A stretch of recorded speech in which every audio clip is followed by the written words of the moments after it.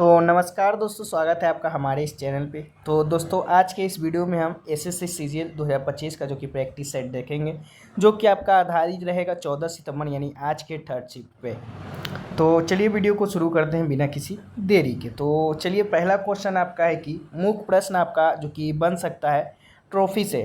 तो संतोष ट्रॉफी जो कि एक इम्पोर्टेंट ट्रॉफी हो जाता है, तो क्वेश्चन ऐसा बन सकता है कि संतोष ट्रॉफी का नाम किसके नाम पर जो कि रखा गया है।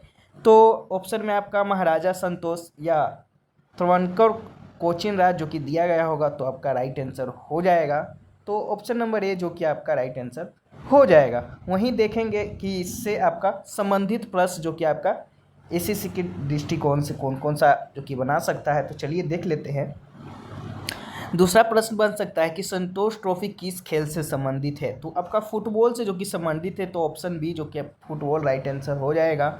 वहीं नेक्स्ट क्वेश्चन आपका बन सकता है कि संतोष ट्रॉफी का आयोजन किस स्तर पर जो कि किया जाता है। तो राज्य स्तर पर जो कि किया जाता है, तो ऑप्शन सी जो कि राइट आंसर हो जाएगा। वहीं बन सकता है कि संतोष ट्रॉफी पहली बार जो कि कब आयोजित हुई थी। तो 1943 में जो कि आपका आयोजित हुआ था पहली बार। तो ऑप्शन सी जो कि राइट आंसर हो जाएगा। वहीं आपका पांचवा क्वेश्चन बन सकता है कि 1943 में आयोजित पहली संतोष ट्रॉफी का विजेता कौन था। तो आपका बंगाल जो कि था, तो आपका option number A right answer हो जाएगा। वहीं छठा प्रश्न आपसे बन सकता है कि संतोष ट्रॉफी के आयोजन का मुख्य उद्देश्य क्या है। तो आपका राज्य स्तरीय फुटबॉल टीमों का जो कि प्रोत्साहन देना है। तो ऑप्शन नंबर ए जो कि आपका राइट आंसर हो जाएगा। तो ये रहा क्वेश्चन जो कि आपका संतोष ट्रॉफी से इतने क्वेश्चन जो कि बन सकते हैं। बाकी देख लीजिएगा इन सभी क्वेश्चन को एक बार, या बन सकते हैं या आपका पूछे भी गए होंगे। तो चलिए नेक्स्ट क्वेश्चन की ओर बढ़ते हैं। नेक्स्ट है आपका कि एक आपका मुख्य प्रश्न बन सकता है कि स्विमिंग यानी तैराकी में स्कलिंग क्या है। स्कलिंग का आपका जो कि मतलब पूछा होगा। तो ऑप्शन बी जो कि हाथों की विशेष हरकत से पानी को नियंत्रित करना जो कि आपका स्कलिंग का जो कि मतलब है। तो राइट आंसर आपका हो जाएगा ऑप्शन नंबर बी। वहीं बात कर ले कि इससे आपका कौन कौन से क्वेश्चन बन सकते हैं। तो चलिए जान लेते हैं। क्वेश्चन दूसरा बन सकता है कि स्कलिंग टेक्निक का उपयोग जो कि मुख्य रूप से किस के लिए जो कि किया जाता है। तो पानी में संतुलन बनाए रखने के लिए, यानी to maintain balance in water, यानी पानी में संतुलन बनाए रखने के लिए जो कि स्कलिंग टेक्निक का उपयोग किया जाता है। वहीं तीसरा प्रश्न पूछ सकता है कि स्कलिंग स्विमिंग टेक्निक में मुख्य रूप से किस अंग का प्रयोग होता है। तो आपका हाथों का जो कि प्रयोग होता है। तो ऑप्शन नंबर बी जो कि राइट आंसर हो जाएगा। वहीं चौथा आपसे पूछ सकता है कि स्विमिंग में स्कलिंग को और किस नाम से जो कि जाना जाता है। तो आपका अंडर वाटर बैलेंसिंग, यानी पानी के अंदर बैलेंसिंग करना जो कि आपका इसका अर्थ होता है। तो आपका right answer option number A हो जाएगा। तो ये सभी क्वेश्चन हैं जो कि आपका स्विमिंग यानी तैराकी से जो कि आपका महत्वपूर्ण है। वही पूछे कि स्कलिंग आपका जो कि वर्ड है, यानी शब्द किस से रिलेटेड है। तो आपका स्विमिंग जो कि तैराकी आपका राइट आंसर हो जाएगा। एक क्वेश्चन आपका ये भी बन सकता है। चलिए नेक्स्ट क्वेश्चन की ओर बढ़ते हैं। नेक्स्ट आपका असर्शन टाइप भी क्वेश्चन जो कि आपका एसएससी पूछता है। तो पूछ सकता है कि घनवाद के संबंध में निम्नलिखित कथनों पर जो कि विचार कीजिए। तो पहला कथन आपका हो सकता है घनवाद को सेल्फ साउंडिंग इंस्ट्रूमेंट भी कहा जाता है। दूसरा स्टेटमेंट हो सकता है इन्हें बिना तार यानी स्ट्रिंग और बिना चमड़े यानी मेम्ब्रेन के बनाया जाता है। तीसरा आपका स्टेटमेंट हो सकता है मंजीरा, छाछ, घंटा आदि घनवाद के उदाहरण है। चौथा आपका स्टेटमेंट हो सकता है तबला और पखावज भी घनवाद के अंतर्गत आते हैं। तो इसमें से सही कथन जो कि कौन से हैं। तो कथन केवल वह 1, 2, 3 जो कि आपका सही है। वहीं चौथा कथन तबला और पखवाज जो कि आपका भी घनवाद के अंतर्गत जो कि नहीं आता है। तो ऑप्शन 4 जो कि आपका गलत हो जाएगा और केवल 1, 2, 3 कथन जो कि आपका सही हो जाएगा। तो ऑप्शन नंबर बी जो कि राइट आंसर हो जाएगा। वहीं बात कर ले कि इससे संबंधित कौन कौन से प्रश्न आपका जो कि बन सकते हैं। तो पहला बन सकता है कि घनवाद यानी किस श्रेणी में जो कि वाद्य यंत्र है, किस श्रेणी के वाद्य यंत्र है। तो आपका आत्मनादवाद यानी सेल्फ साउंडिंग इंस्ट्रूमेंट के अंतर्गत जो कि आपका आता है। तो right answer option number C हो जाएगा। वहीं तीसरा क्वेश्चन आपसे बन सकता है कि मंजीरा, झाज, घंटा, त्रिभुज यानी ट्रेंगल किस प्रकार के वाद्य हैं। तो घनवाद है जो कि आपका है। तो आपका right answer option number B हो जाएगा। चौथा आपसे बन सकता है कि घनवाक को ध्वनि उत्पन्न करने के लिए किस प्रकार बजाया जाता है, तो एक दूसरे से टकरा कर जो कि बजाने से आपका ध्वनि उत्पन्न होता है, तो right answer option number C हो जाएगा। वहीं पांचवा क्वेश्चन आपसे पूछ सकता है कि इससे रिलेटेड भारतीय शास्त्रीय संगीत में वाद्य यंत्रों को कितनी श्रेणियों में जो कि बांटा गया है, तो 4 श्रेणियों में जो कि बांटा गया है। कौन कौन से? तत्व, अवनंद, घन, सुशील, जो कि ये 4 श्रेणियां हैं जो कि उन्हें बांटा गया है भारतीय शास्त्रीय संगीत को, तो 4 जो कि राइट आंसर हो जाएगा। चलिए अब नेक्स्ट क्वेश्चन की ओर बढ़ते हैं। नेक्स्ट एक आपका मुख्य प्रश्न आपसे पूछ सकता है कि 30 मोस्ट फेवरेट नेशन यानी MFN का उल्लेख TTDI यानी trade and tariff development index में किया गया है, तो MFN का क्या निहितार्थ है, तो आपसे ये सब पूछ सकता है। तो पहला ऑप्शन है आपका सदस्य देशों को सम्मान और गैर भेदभाव पूर्ण व्यापारिक सुविधाएं प्रदान करना, जो कि आपका है, तो right answer option number A हो जाएगा।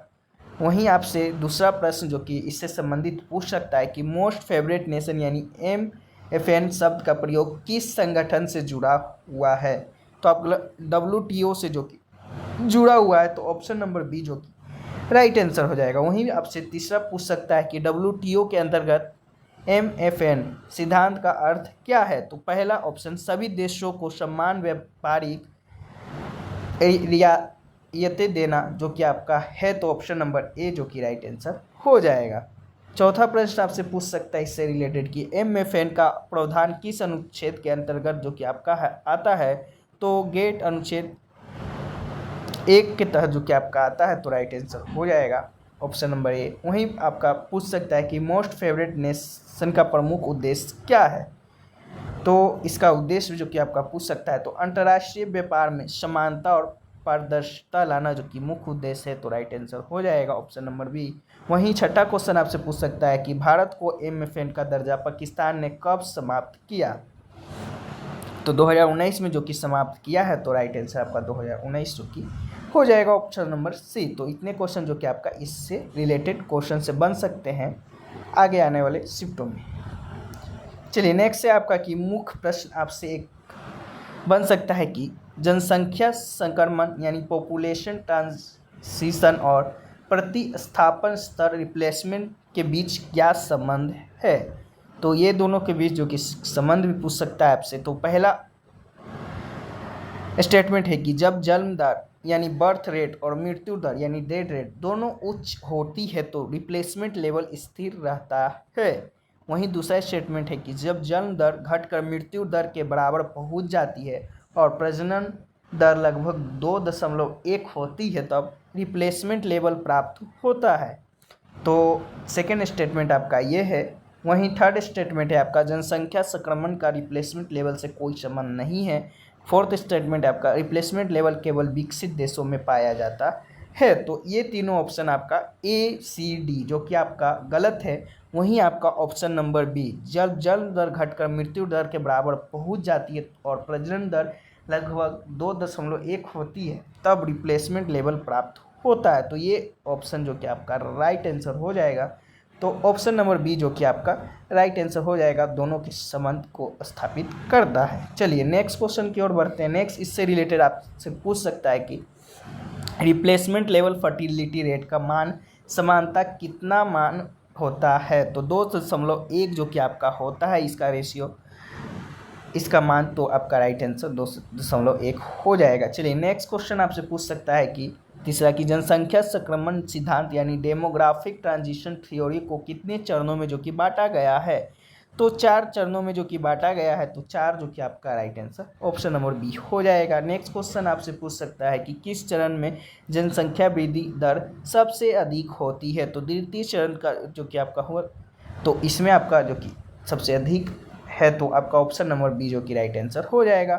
वहीं आपका कि भारत कब रिप्लेसमेंट लेवल फर्टिलिटी TFR 2.1 के निकट पहुंचा था, तो 2021 में जो कि पहुंचा, तो आपका right answer 2021 option number C जो कि हो जाएगा। छठा क्वेश्चन आपसे पूछ सकता है कि डेमोग्राफिक ट्रांजिशन के किस चरण में देश की जनसंख्या स्थिर हो जाती है, तो चतुर्थ चरण में जो कि ऑप्शन नंबर डी है, तो आपका राइट आंसर हो जाएगा।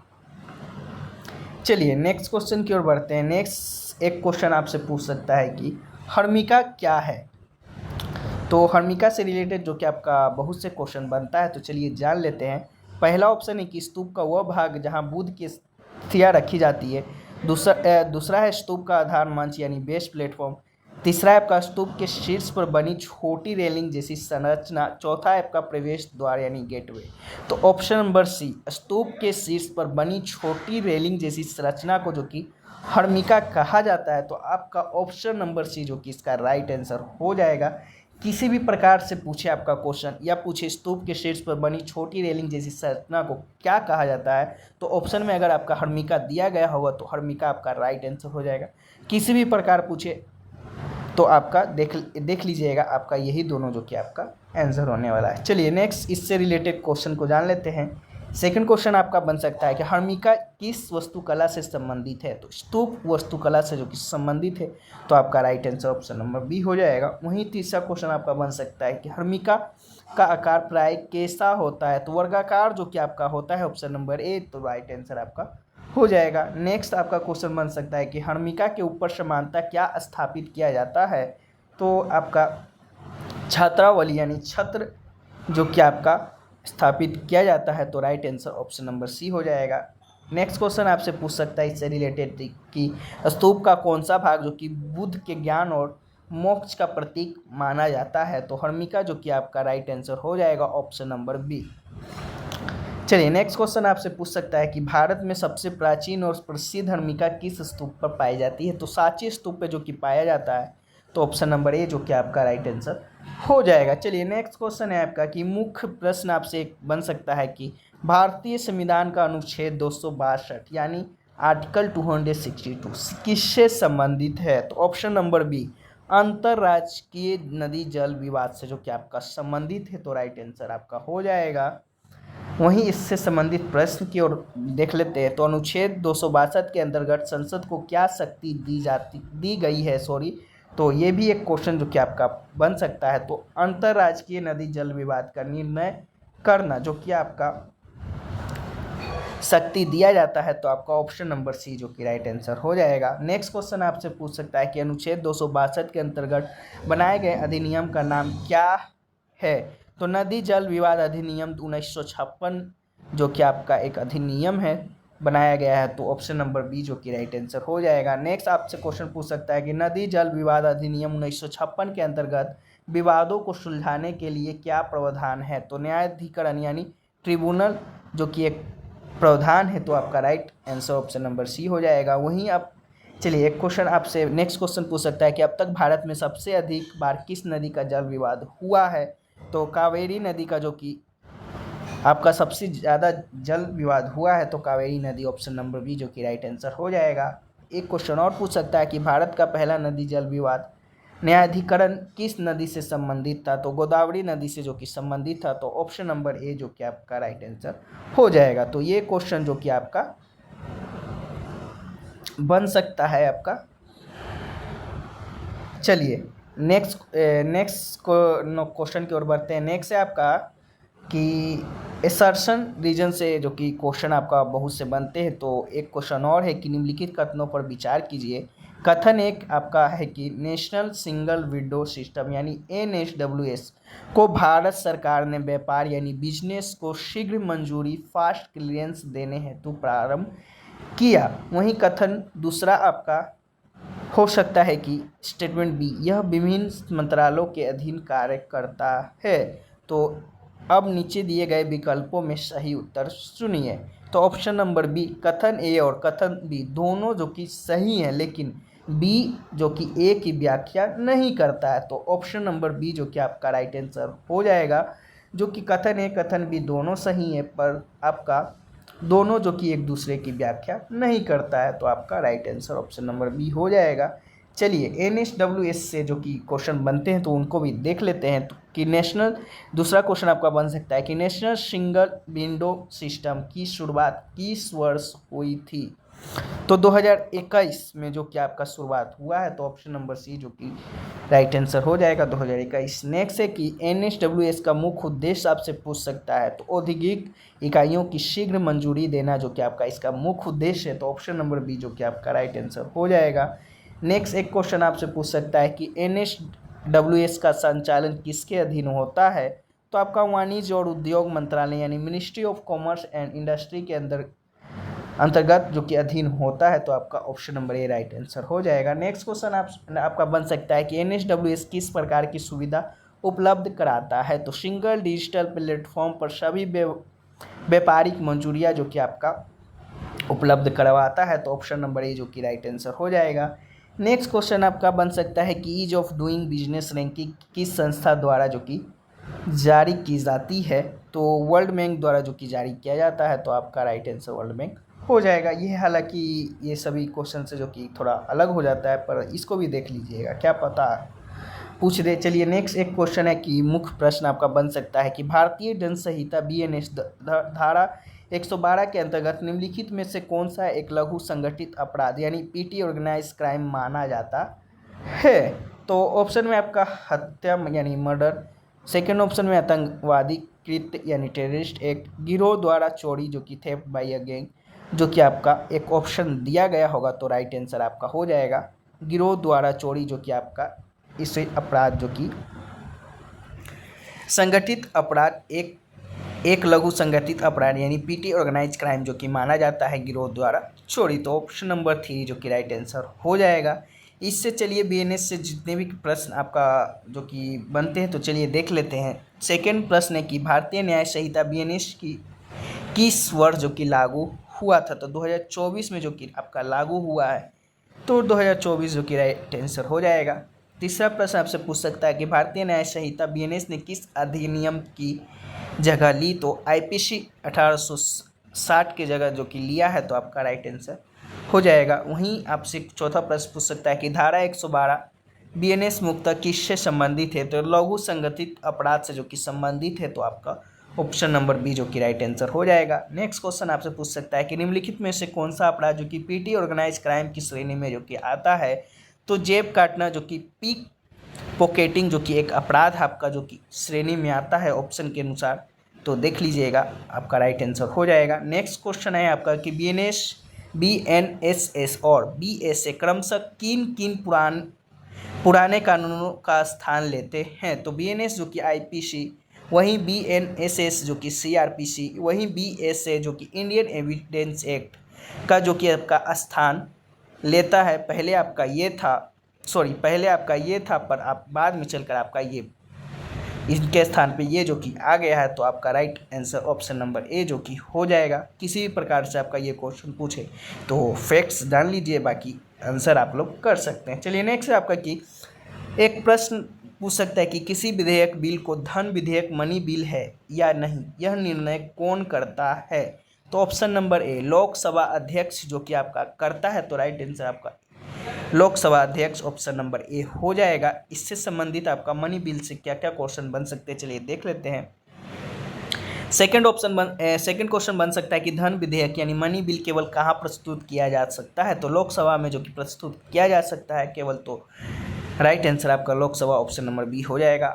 थर्ड क्वेश्चन है आपका कि संविधान के किस अनुच्छेद में धन विधेयक का प्रावधान है, तो अनुच्छेद 109 में जो कि आपका है, तो right answer option number B अनुच्छेद 109 जो कि हो जाएगा। फोर्थ क्वेश्चन आपका बन सकता है कि धन विधेयक मनी बिल राज्यसभा कितने दिनों तक रोक सकती है, तो 14 दिनों तक जो कि रोक सकती है, तो आपका 14 डेज जो कि राइट आंसर हो जाएगा। नेक्स्ट है आपका कि क्वेश्चन 5 कि धन विधेयक पर अंतिम निर्णय किसके पास होता है, तो लोकसभा के पास जो कि आपका होता है, तो राइट आंसर लोकसभा जो कि हो जाएगा। नेक्स्ट है आपका कि यदि लोकसभा अध्यक्ष ने किसी विधेयक को मनी बिल प्रमाणित कर दिया हो, तो क्या इस निर्णय को न्यायालय में चुनौती दी जा सकती है, तो आपका नहीं दिया जा सकता है, तो आपका नहीं हो जाएगा। तो अगर इसे स्टेटमेंट रूप में पूछे तो आप लोग आंसर कर सकते हैं। बाकी ये है क्वेश्चन जो कि आपका आज के इस वीडियो में रहा। इसका PDF जो कि आपको टेलीग्राम चैनल पे मिल जाएगा, तो लिंक डिस्क्रिप्शन बॉक्स में होगा। अगर वहाँ से टेलीग्राम लिंक नहीं खुले तो आप लोग स्क्रीनशॉट लेकर टेलीग्राम लिंक का कॉपी करके आप लोग ज्वाइन हो सकते हैं, क्योंकि अभी मेरा जो कि लिंक क्लिक होने वाला जो कि अभी खुला नहीं है यूट्यूब द्वारा, क्योंकि न्यू चैनल है हमारा, तो इसलिए आप लोग थोड़ा मेहनत करके टेलीग्राम चैनल पे जुड़ जाइएगा। हम वहाँ जो कि आपका तीनों शिफ्टों के बेस पर जितने भी क्वेश्चन जो कि बन सकते हैं, तो हम सभी क्वेश्चन को जो कि डिस्कस करा कर PDF फॉर्मेट में भेज देंगे, तो वहाँ से भी ज्वाइन होकर आप लोग पढ़ सकते हैं। तो चलिए फिर मिलते हैं नेक्स्ट किसी और वीडियो में, तब तक के लिए जय हिंद जय भारत।